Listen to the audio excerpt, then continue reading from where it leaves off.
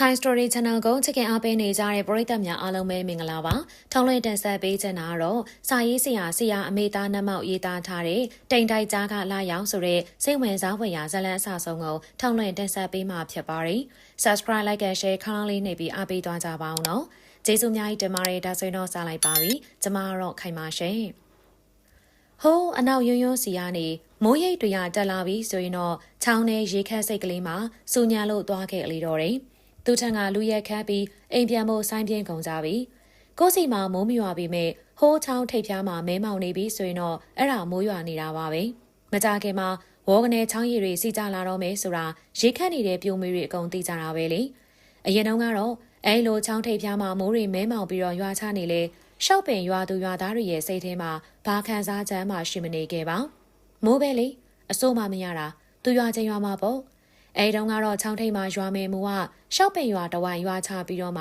ချောင်းထိပ်ကိုတက်သွားခဲ့တာ哦ချောင်းထိပ်မှာရွာသလိုမျိုးကိုယ်စီမှာလည်းမိုးရွာတော့စိတ်ထဲမှာဘာခံစားချက်မှမရှိကြဘူးပေါ့လေမိုးရွာတဲ့ကိစ္စကိုအရေးတယူလုပ်ပြီးတော့လည်းပြောမနေကြဘူးပေါ့အခုများကြတော့မိုးရိပ်မိုးသားတွေဟာရှောက်ပင်ရွာတဝိုင်းမှာပြိုတော့မရမဲမောင်လာပါရဲ့မျောလင်းချက်လေးတွေနိုးထားလာအောင်လို့တကြိမ်ကြိမ်နဲ့ချိန်ပြပါရဲ့ဒါပေမဲ့ရွာမချဘဲနဲ့ချောင်းထိပ်ကိုရောက်သွားတော့ကျိန်ဆဲကြပြီပေါ့။၎င်းမို့လူတဲ့နေရာကြတော့မရွာဘူး။နယုံမိုးသေးမြက်သားမွေးတဲ့မြက်သားမွေးယုံတမိုးပဲရွာချပြီးတော့နောက်ထပ်မိုးမရွာတော့တာအခုချိန်ထိပါပဲ။ရာသီစားစောစောစီစီဆိုသွားအောင်လို့ရွာချလိုက်တဲ့မိုးကြောင့်ဒီနှစ်တော့မိုးဦးကြစောပြီးဟဲဆိုပြီးတရွာလုံးကပျော်နေကြတာ။အလင်းအမြန်ထုံနှုံပြင်းပြီးနေဘဲတွေနှမ်းတွေကျဲလိုက်ကြတာများသူ့ထံကအလူရက်ပဲနောက်ကြမှာဆိုလို့လူငါးရီတောင်ခေါ်ပြီးတော့ကျဲလိုက်သေးတာအရင်နဲ့လက်ကျန်နေကြရိုးကြောက်တွေကိုလူတွေငှားပြီးတော့ကောက်ခိုင်းလိုက်သေးတာမဖြတ်ရသေးတဲ့ပုံယုံသာပုံထားရသေးတဲ့နွားချီတွေကိုလူတွေငှားပြီးတော့ဖြန့်ခိုင်းလိုက်သေးတာနောက်ဆုံးအဖက်တင်သွားတာကလူငါးကအကျွေးတွေပဲလေတမိုးနဲ့ရက်နေပြီးစက်မရွာတော့တာကြောင့်တီးနံပင်လေးတွေဟာမြေပေါ်ထွက်มาနေရေတမ်းမရပဲနေအောင်တန်ကြောင့်လိန်ခေါက်သွားတော့တာပဲလေမိခိုနေရတဲ့ရာသီဥတုကအခုလိုဖောက်ပြန်လာပြီးဆိုတော့တောင်သူလောက်ရတာဘယ်ပြောပါတော့မလဲဘယ်စိတ်ချမ်းသာပါတော့မလဲခြောက်သွင်းနေပြီးတော့လိန်ခေါက်နေတဲ့နှမ်းပင်တွေကိုမကြည့်ရတာကြောင့်အေးမှဆိုရင်တောတဲ့တောင်မသွားတော့ပါဘူးစိတ်တွေဆင်းရဲလွန်းလို့ဒါတွေကိုတွေးမိတိုင်းပြေးပြီးတော့မြင်မိတာကမညာတာတဲ့မိုးနံမင်းကြီးကိုပါပဲမိုးရွာစေခြင်းလွန်းလို့ကြေးရွာတဲ့လွန်နေလဲဆွဲပါရဲ့ငရံမင်းပရိတ်တော်လဲရွတ်ဖတ်တရေစေပါရဲ့မိုးနံမင်းကြီးကတော့ဝင်းနီးလိုယုံဖွဲဖွဲလေးသာရွာပေးပြီးလူတလောက်ရွာချမပေးခဲ့ပါဘူးဒီကြားထဲမှာရွာမသွားဘဲနဲ့ထိုးတက်လာခဲ့တဲ့အတိုးတွေကြောင့်အိမ်မရတဲ့ညပေါင်းလည်းမနေခဲ့တော့ဘူးလေတောကတွေလောင်မြိုက်လာတဲ့အခါမှာဒီမိုးဒီရေမှာလောက်ကင်စားသားသွားတဲ့တောင်သူဘဝကြီးကိုစိတ်ကုံလာခဲ့ပါပြီမွန်းချက်လာခဲ့ပါပြီအမေကျွန်တော်ကြောင်းထွက်လိုက်တော့မယ်အချိန်တွေကိုသဘောပေါက်တဲ့သားကြီးကအလိုက်တသိဆိုလာတဲ့နေတော့ကအေးမရင်ကွဲမတက်ခန်းစားခဲ့ရတာခင်မွန်ဖြစ်သူကိုကျော်ထင်းဆိုရင်တောက်လေးတစ်ခေါက်ခေါက်နဲ့ပေါ့ဘာလို့ကြောင်းထွက်ချင်ရတာလဲဆိုတဲ့မိကုန်းကိုတော့မိဘဝတရားရသားကြီးကိုမမေးဖြစ်ခဲ့ဘူးမမေးရက်ခဲ့တာပါအဖေကတီးပြီးသားပဲပု္ပ္ပစာတပုတ်ရဲ့မေးခွန်းကိုဘသူကမေးချင်မှာတော့မလဲလေစိတ်ဝင်စားစရာမှမကောင်းတာပဲအမှန်တကယ်တော့သားကြီးကိုအေးမှကြောင်းမထွက်စေချင်တာအမှန်ပါသူတို့မှမုံမုံမြက်မြက်နဲ့ပေးစရာဆိုလို့ပညာအမွေလေးပဲရှိတာပဲလေခတ်တာကသားကြီးနဲ့သမီးငယ်ကိုတုံးနဲ့ဖဲချားပြီးလူဖြစ်ခွင့်ပေးခဲ့မိတာကိုပဲအတန်မကွာတော့အတန်းပညာမှလည်းမကွာတော့ဘူးပေါ့အတန်းငယ်စဉ်ကចောင်းသား2ယောက်စရင်မသိတာပဲမဲ့အတန်းကြီးလာတဲ့ခါမှာចောင်းသား2ယောက်ပညာရေးစရိတ်ကအေးမကိုအကျွေးတင်နဲ့နှင်မောစေခဲ့ပြီဒီကက်ကကိုရန်10တန်းရောက်လို့မှဘော်ရာလေးမထားနိုင်ဘူးဆိုရင်လူရမဝင်တဲ့ခေစာမေးပွဲအောင်မှုရခိုင်နှုန်းနေတဲ့ခေတာကြီးကိုရန်တရားမဲနှစ်တုန်းကအေးမတို့ဘော်ရာထားပြီးဖို့လုံးပန်းခဲ့ပါသေးတယ်ဒါပေမဲ့အထမမြောက်ခဲ့ပါဘူးညီမလေးတို့တားကြောင်းထွက်လိုက်မယ်ဆိုတဲ့တားကြီးရဲ့စကားကြောင့်အေးမဒရီဟာဖြစ်သွားခဲ့ရတာအကျွေးရပတ်လေဝိုင်းရာသီဥတုဝမှန်မှန်တီးနှံလေးတွေအရာပြူရလည်းမရှိတော့တားကြီးရဲ့စကားကိုအေးမခေါင်းကြီးရခက်မငိမ့်ရခက်ပေါ်လေတိုက်ဆိုင်သွားတာကရန်ကုန်မှာအလုပ်လုပ်နေတဲ့တားကြီးရဲ့အကူဝမ်းခွဲရွာအောင်အလဲပြင်းရောက်လာတာပါပဲတားကြီးအလုပ်လုပ်ချင်နေဆိုရင်သူ့စီမှာပဲအလုပ်ဝင်လုပ်လို့ရအောင်ပြောပေးမယ်လေအလုပ်ကလည်းပင်ပန်းပန်းလုပ်ရမှာမဟုတ်ဘူးတဲ့သူတို့စေးတိုက်ကထုတ်တဲ့စေးဝါးတွေကိုမြို့နယ်အသီးသီးလိုက်ဖြန့်နေတဲ့ကားနဲ့လိုက်ပြီးတော့စရင်မှတ်ယုံမိတဲ့တားကြီးကလည်းကြောင်းထွက်ပြီးတော့အလုပ်လုပ်ချင်နေတဲ့အချိန်အလောက်ကလည်းအစင်သင်ဖြစ်နေပြန်တော့အချိန်ကိုက်ဖြစ်သွားခဲ့တော့တာပေါ့တားကြီးရဲ့ဆန္ဒကိုမေးကြည့်လိုက်တော့ခေါင်းကိုတွင်တွင်ငိမ့်ပြရှာပါတယ်ညီကိုနှစ်ယောက်အတူတူလုံးဝမှလေးဖြစ်ပြန်အလောက်ကလည်းမပင်ပန်းဘူးဆိုတော့ အေးမဝမ်းနဲ့ခွင့်ပြုလိုက်ရတော့တာပေါ့လေသမီးငယ်ကပညာရေးမှာတာကြီးထက်တော့ပိုးပြီးတော့အလေးတာတယ်လို့ဆိုရမယ်စိတ်ဝင်စားမှုရှိသလိုစ조사အားထုတ်မှုပါကောင်းနေပြန်တော့အတိုင်းထက်လွန်ပေါ့လေအရွယ်ရောက်လာပြီဖြစ်တဲ့တာကြီးကအပေါင်းအသင်းမတ်ပြီးတော့ခြေရှုံနေရကြောင်းအေးမအမြဲဆုံးမနေရတတ်တယ်သမီးငယ်ကတော့အဲ့လိုမဟုတ်ပါဘူးအိမ်ထဲကအိမ်ပြင်မထွက်ပဲစာအုပ်သားဒီဇိုင်းမတ်စ조사နေရှာတဲ့သူအေးမရဲ့လက်တိုလက်တောင်းအားကိုးနေရပြီဖြစ်တဲ့ထီလိုသမီးလေး20နှစ်တိုင်းပါတူတက်အမြဲတမ်းဝင်တဲ့သမီးလေးကအေးမတို့အတွက်တခုတည်းသောမျက်နှာပွင့်လန်းရာဂုဏ်ယူစရာအကြောင်းတရားတစ်ခုပါပဲလေနွေရာသီចောင်းပိတ်ရက်နွားចောင်းထွက်ပြီးဆိုရင်တော့သမီးကကြက်စရာစာအုပ်တုပ်ကိုလွယ်ထဲကိုထည့်သွားတတ်သေးတာနွားတွေကိုလွှတ်ထားပြီးတစ်ပင်ရိပ်ကောင်းကောင်းမှစာကျက်နေတတ်တဲ့သမီးလေးရဲ့ပညာလိုချင်စိတ်တွေကကျောင်းနှုတ်ပြစ်စရာတစ်စက်ကလေးတောင်မှမရှိဘူးအနစ်နာခံပြီးတော့ကျောင်းထွက်ပေးခဲ့တဲ့တားကြီးကိုတော့အေးမကျေးဇူးတင်ရမလို့အော်ဘာလို့နဲ့တားကြီးထွက်သွားတာတော့တစ်နေ့ကြော်ရှိခဲ့ပါပေါ့လားအလကားပါဟာတစ်နေ့သားကြော်သွားတယ်သူ့လောက်စာတပြားတစ်ချမ်းမှစရသေးတာမဟုတ်ဘူးကိုသားသမီးကိုပြောတဲ့မပြောတဲ့စမ်းစားရလာတော့မသိပါဘူးလူကြားလုံးမှမကောင်းအိုးတော်ပါလေကိုသားသမီးကိုအဲ့လိုပြောစရာလားအစင်မပြေသေးလို့မပို့တာနေမှာပေါ့အစင်ပြေတဲ့အချိန်တိုင်းပို့မှာပါတကယ်ပဲအေးမကတော့ရင်နဲ့လွယ်ပြီးမွေးထားတဲ့တားဖြစ်လို့လားမသိတားကိုအပြစ်လာပြောပြီးဆိုရင်မကြိုက်ဘူးအဖေဖြစ်တဲ့ကိုကျော်ထင်လာပြောပြီးဆိုရင်လည်းမကြိုက်ဘူးသူကိုယ်တိုင်တော့အပြစ်မပြောတာတခြားသူအပြစ်လာပြောတာဘဲကြိုက်မှလဲလေအေးအဲ့ဒါတွေငါလည်းနားလေပါတယ်အေးမရအခုမင်းသားလောက်ပေါ်မဟုတ်သေးဘူးဟာစားမလားတရင်မကြနဲ့တကယ်ဆိုအကျိုးအကြောင်းလေးတော့ဖုန်းဆက်ပြီးတော့ပြောပြတဲ့နာပေါ့မဟုတ်ဘူးလားချင်မောင်ဟင်းနဲ့ငပိရီကိုထမင်းပကံထဲမှာခက်ရွှဲရွှဲဆန်းလိုက်ပြီးအာရပါရနဲ့ဖတ်စားနေတဲ့ကိုကျော်ထင်ကိုကြည့်ကအေးမအားကြမိပါတယ်အစင်မပြေမှုတွေရှိနေပေမဲ့ခေါင်းထဲကနေထုတ်ပြေးပြီးအစားမပြတ်အိမ်မပြတ်တဲ့ကိုကျော်ထင်ကိုတခါတလေမှမနာလိုတော့ဖြစ်မိသေးရဲ့အေးမြခမာမှာတော့ညဆိုလဲကောင်းကောင်းအိမ်မပြောအစားအသောက်ဆိုလဲဟုတ်ဒီပတ်ဒီစားမဝင်တောကတွေမှုေးနေလိုက်ပုံများအယိုးများတောင်ပြိုင်ထလာတယ်ထိပါပဲအလုံးရှုံနေလို့မဆက်တာနေမှာပါတော့အရင်ကဆိုရင်တပတ်တစ်ခါလောက်ဆက်နေရတော့ရဲ့တော်တဲ့တီသားနဲ့သားသမီးအတွက်ဆိုရင်ရှေ့ကနေကာစီနဲ့ရှင်းနေလိုက်ပေးတတ်တဲ့အေးမာတီကကိုကျော်ထင်းစီကမျက်စောင်းတစ်ချက်ရလိုက်သေးရဲ့ကိုကျော်ထင်းကဘာမှဆက်မပြောတော့စားပြီးသားထမင်းပကံကိုစေးကြောဖို့အတွက်ထားသွားလေရဲ့လေဘော်ရာဆောင်ရောက်နေပြီဖြစ်တဲ့သမီးလေးရဲ့ပညာရေးစရိတ်တွေဘလို့ဖြည့်ရှင်းရမလဲဆိုတဲ့ကိစ္စတရိပ်တက်လာနေတဲ့အတိုးတွေကြည်အောင်လို့ဘလို့ရှာဖွေဆက်ရမလဲဆိုတဲ့ကိစ္စဝင်ငွေမရှိလို့လက်တလုံးစားဝတ်နေရေးပြည်လဲစေဖို့အတွက်ဘလို့ဖြည့်ရှင်းရမလဲဆိုတဲ့ကိစ္စတနေ့တကြီးမှရောက်နေတဲ့သားကြီးနေကောင်းချမ်းပါပြီးအလောက်ကင်အစဉ်ပြေရလားဆိုတဲ့ပူပင်တောကတွေကိစ္စများမြောင်ရဲ့အပေါင်းပါပူပင်တောကတွေကအေးမကိုမအိပ်ဆန်းနိုင်အောင်စားမဝင်အောင်နှိပ်စက်နေခဲ့ပြီညအိမ်မပြောဘူးလို့အေးမညီးပြီးဆိုရင်ကိုကျော်ထင်ကဘာလို့မှတွေးဖို့မနေနဲ့အချိန်တိုင်းအစဉ်ပြေသွားလိမ့်မယ်အလကားပင်မအောင်အဲ့လိုဆိုပြီးတော့အပြစ်တင်လိုက်သေးတာအေးလူနေနိုင်လုံးတဲ့ကိုကျော်ထင်ကိုအေးမအော်ဟစ်ပစ်ချင်မိပါရဲ့အေးမရေအေးမစားပြီးပြီလားဟုတ်စားပြီးပြီဘယ်သူလဲမသိဘူးအိမ်ပါဝါကနေအော်ခေါ်နေတဲ့တန်ဟာဘယ်သူဘယ်ဝအတန်းဆိုတာဖမ်းလို့မမိတာကြောင့်အေးမလိုရင်းသားဖြေးပြီးဘယ်သူလဲလို့မေးလိုက်ရတော့တာပေါ့လေငါပါဟဲ့စိန်ဘူးမစိန်ဘူးအိမ်မော်လောင်းလေထိုင်အောင်အေးညာတီဥဒုရမပူလားအေး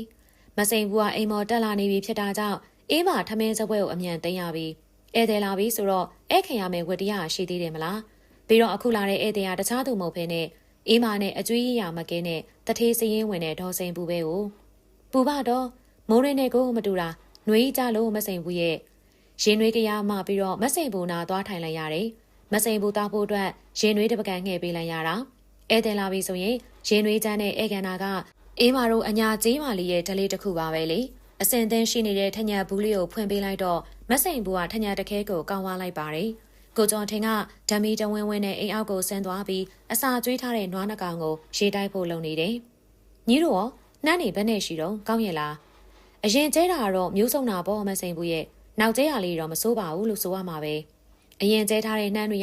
နောက်မိုးမရွာတာကြောင့်တေကုံကြလို့ထဲထိုးပြလိုက်ရတာ။တိမ်မကြသေးခင်ကမှမိုးရွာလို့ကျဲထားတဲ့နှမ်းလေးတွေကစိမ့်ဆိုနဲ့မစိုးလာပါဘူး။မိုးကဘလို့လာမလဲလို့မသိတော့နှမ်းမင်တွေရဲ့ရှေးရီကတွက်ချက်လို့ခံလာတယ်။နှမ်းမင်တွေရဲ့ရှေးရီမသေးကြတော့အေးမာတို့ဘဝတွေရဲ့ရှေးရီဟာလေမရေမရရဲ့ပဲပေါ့လေအေးပေါ့အေးညီတို့တွေအဆင်ပြေတယ်ဆိုတဲ့အတမ်းမှငါကြားကြတာပ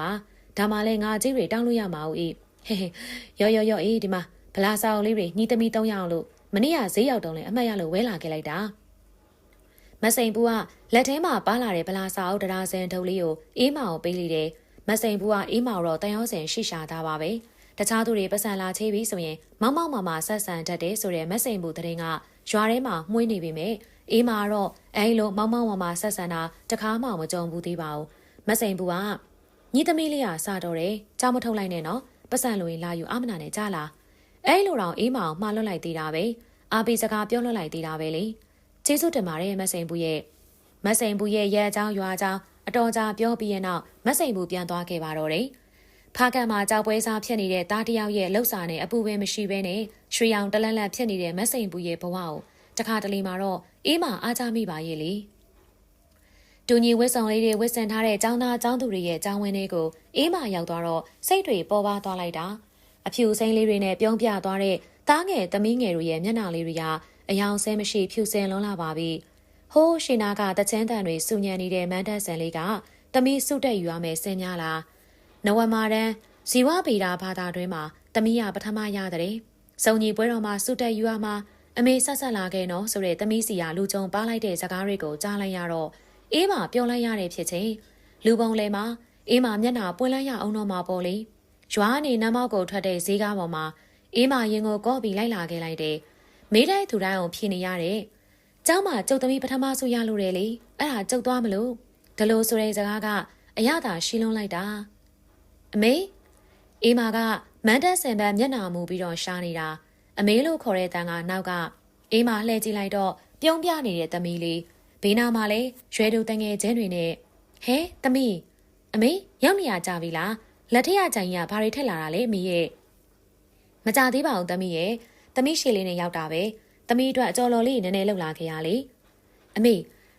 ေဟင်းကြော်ပါလာတာအတော်ပဲသမီးဟင်းကြော်ကုံသွားလို့အမေရဲ့အဲ့ဒါမနှက်စာတော့အကြော်နဲ့စားလာတာဟီးဂျိုင်းသမီးကိုပြီးအမေကင်ထားတာရှုပ်နေလိမ့်မယ်သမီးတို့နေ့လည်စာထိုင်စားနေကြအန်ဒီဆိုင်မှာတွားထားလိုက်မယ်နော်အမေဒီမှာခဏစောင့်နေအောင်နော်သမီးပြန်လာခဲ့မယ်သမီးကပြောပြောဆိုဆိုနဲ့အေးမလက်ထရဟင်းချိုင်းကိုယူလိုက်တယ်ပြီးတော့ចောင်းပေါဝါနာကဆိုင်လေးစီကိုခတ်သွက်သွက်ရှောက်သွားနေလိုက်တာသမီးရဲ့ပုံစံကငငယ်တုန်းကအတိုင်းပဲတွက်လန့်နေလိုက်တာသမီးကအချိုင်းထားပြီးတော့အေးမစီကိုပြန်ပြေးလာခဲ့ပြီးအေးမကိုထိုင်ကုန်တစ်လုံးမှနေရာချပေးတယ်အခမ်းအနားမှုကအစီအစဉ်တွေကိုဖတ်ကြားပြီးအခမ်းအနားဖွင့်လှစ်ကြောင်းကြီးညာတယ်ကျောင်းဆရာမကြီးအဖွဲ့မှစကားပြောကြားပြီးရဲ့နောက်စုပေးပွဲအစီအစဉ်တွေကိုစတယ်တရံမီတရံတယောက်ပြီးတယောက်စုတွေပေးလာလိုက်တာသမီးလေးစုရမယ်အလှည့်တောင်ရောက်လာခဲ့ပါပြီစင်မြန်းဘဝသမီးလေးနာမည်ကိုခေါ်လိုက်တဲ့အချိန်ကစလို့အေးမရင်ခုန်တန်းနေမြန်းလာလိုက်တာသမီးစုယူပြီးပြန်လာတဲ့အချိန်ထိတောင်ပုံမှန်ပြန်မဖြစ်သေးဘူးကြားလိုက်ရတဲ့လက်ခုပ်တန်းကလည်းတတော်တော်နဲ့တလောကလုံးစူညံသွားတော့တာပဲလေသမီးလေးနဲ့အမတ်တရားဓာတ်ပုံတွေရိုက်ဖြစ်သလိုနေလေစားလဲလက်ဆောင်စားဖြစ်ကြတယ်သမီးဘာလို့သေးလဲပတ်စံရောသုံးမှုရှိသေးရဲ့လားဘာမှမလိုပါအောင်မေရဲ့ပတ်စံလည်းရှိပါသေးရဲ့ဒါပေမဲ့သမီးကဘာမှစံမပြောတော့အေးမထိတ်လန့်သွားရတော့တာပေါ့ဒါပေမဲ့ဘာဖြစ်လို့လဲသမီးရဲ့ဟိုလေဘော်ရာဆရာကြီးကဘော်ရာချင်းမသွင်းရသေးတဲ့သူတွေဘော်ရာချင်းသွင်းဖို့ပြောနေပြီမေရဲ့အဲ့ဒါအတန်းနဲ့လူစုံတဲ့ချိန်လဲပြောတယ်ပြီးတော့တယောက်ချင်းလဲခေါ်ပြီးပြောသေးတာသမီးကအမေတို့ပြောရမှာအားနာနေလို့ဘာအားနာစရာရှိလဲသမီးရဲ့အမေတို့ဆော့ဆော့ကပြောရောပေါ့စိတ်ဆင်းရဲခံပြီးပြောပေးနေရတယ်လို့အမေတို့စီစဉ်ပေးမှာပေါ့သမီးရဲ့ဘော်ရာချင်းကိစ္စခေါင်းထဲမထင်နဲ့နော်စာအုပ်ပဲစူးစမ်းကြလာသမီးရှေ့ဘက်ထဲမှာပေးနေအောင်လို့အမေစီစဉ်ပေးမယ်ဟုတ်ပလားသမီးရဲ့ခေါင်းလေးကိုပုတ်တန်းပြီးအေးမအားပေးစကားပြောလိုက်ပါတယ်သမီးကကျင်းနာသွားတယ်လားတပြုံပြုံဖြစ်နေရှာပေမဲ့အေးမရင်ထဲမှာတော့အပူမီတစ်ဆက်ပို့တိုးပြီးလောင်ကျွမ်းသွားသလိုခံစားလိုက်ရပါတော့တယ်တခါတလေမှာကန်ကြမာလှိုင်းတဘိုးကထွက်ပေါက်မရှိအောင်လို့အရက်မျက်နှာဘောင်းဆောင်ကနေရိုက်ခတ်တက်ပြီးစွာအဲ့ဒီရိုက်ခတ်မှုတွေကိုအေးမအလူလဲခံရင်းနဲ့ထွက်ပေါက်ကိုရှာနေမိတော့တာပေါ့လေမစိန်ပူစီကိုပဲအလွယ်သွားဖို့အတွက်စဉ်းစားမိပေမဲ့အရင်ကျွေးတောင်မဆက်နိုင်သေးတော့မသွားဝင်ပြန်ဘူးနန်းပေါ်ပေးနဲ့တခြားသူစီယာသွားဆွဲရအောင်လဲနှမ်းဟာပေါ်မယ်မပေါ်မယ်တော့မကျင်းသေးပါဘူးကျဲထားတဲ့နှမ်းမျိုးလေးပြင်ရမယ်ဆိုရင်တော့ကံကောင်းဒီမိုးဒီရေးနဲ့လောက်ကင်စားတော့ရတာမျောလင်းချက်မရှိလိုက်တာအေးမတယောက်တပ်ပြင်းမောကြီးကိုမှုတ်ထုတ်ပြလိုက်ပါတော့တယ်အပူပင်မဲတဲ့ကိုကျော်ထင်ကတော့နေကင်းကြောင်တောင်ကြီးမှာတော့တခေါခေါနဲ့အိတ်နေလိုက်သေးတာအေးမအမြင်တော့ကပ်မိပါသေးရဲ့ဘော်ရာချင်းမပေးနိုင်လို့သမီးလေးကိုကြောင်ထုတ်လိုက်ရတယ်ဆိုတဲ့ဖြစ်မျိုးတော့အေးမအဖြစ်မခံနိုင်ပါဘူးမရရအောင်ကြံရမှာပဲ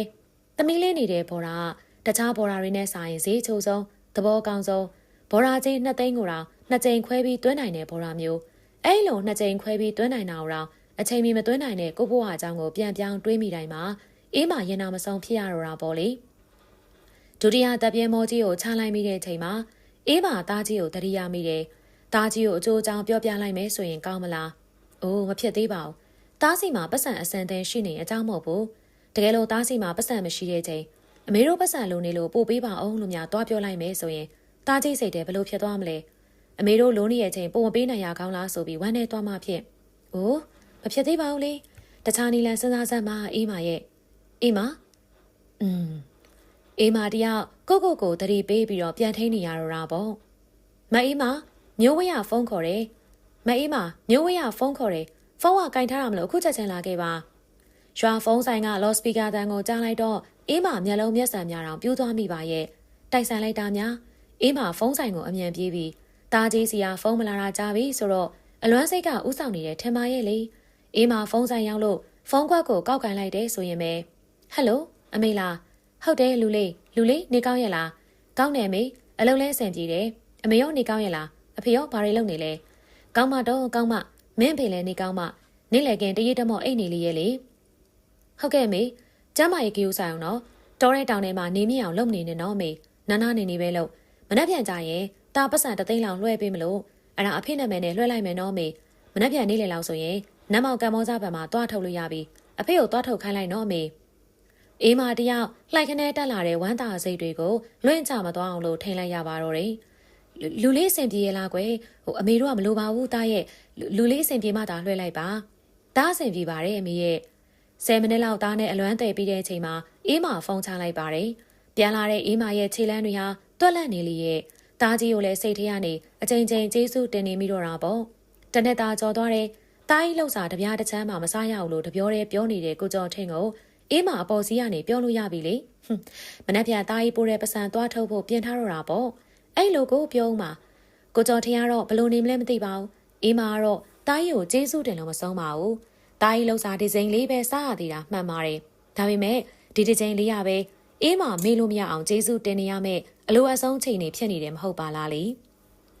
ဒီနေ့ရဲ့ခိုင်စတိုရီ channel ကနေထောင်းလွှင့်တင်ဆက်ပေးခဲ့တာကတော့စာရေးဆရာအမေသားနတ်မောက်ရေးသားထားတဲ့တိမ်တိုက်ကြားကလာရောင်ဆိုတဲ့စိတ်ဝင်စားဖွယ်ရာဇာတ်လမ်းအစဆုံးကိုထောင်းလွှင့်တင်ဆက်ပေးခဲ့တာပါနောက်တစ်ခေါက်တွေမှာဆိုရင်လည်းပရိသတ်ကြိုက်ပုံမစိတ်ဝင်စားဖို့ကောင်းစိတ်မဲ့ဇာတ်လမ်းအကြောင်းအရာတွေကိုဆက်လက်ရွေးချယ်ထုတ်လွှင့်တင်ဆက်ပေးမှာဖြစ်တဲ့အတွက်စောင့်မျှော်ကြည့်ရှုအားပေးချစ်ခင်ကြပါအောင်လို့ပြောကြရင်းနဲ့ဒီကနေ့စီစဉ်နေနှုတ်ဆက်ပေးရစေချစ်ခင်ပေးလို့ကျေးဇူးအများကြီးတင်ပါတယ် like and share subscribe ခေါင်းလောင်းလေးနေပြီးအားပေးသွားပါနော်နောက်တစ်ခေါက်မှာပြန်လည်ဆုံတွေ့ကြမှာသေးတယ်ရှင်